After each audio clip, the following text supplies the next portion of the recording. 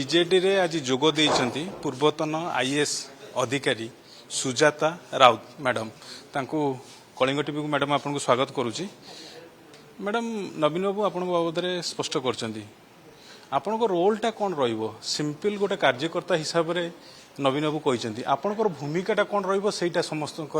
वर्तमान चर्चा दलर सभापति आज सकाळे सेटा को स्पष्ट करदेले।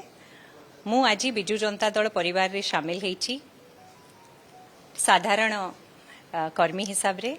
एवं आगु को श्री नवीन पट्टनायक नेतृत्व रे समस्त ओडिशार जनसाधारणकर सेवा निष्ठा और समर्पण भाव रे करिबी प्रभु जगन्नाथक कृपा। मैडम आ गोटे कथा मु पचारिबी आपण चाहिथिले रूलिंग पार्टी को जाई परथांदे रूलिंग पार्टी वर्तमान बिजु जनता दल नुहे आपण बिजु जनता दल को काहेकि बाछिले कारण आपण आईएएस अधिकारी थिले ये बिजु जनता दल को बाछिया पछर कोन आपण को आम दलर सभापति होचंती मोर प्रेरणा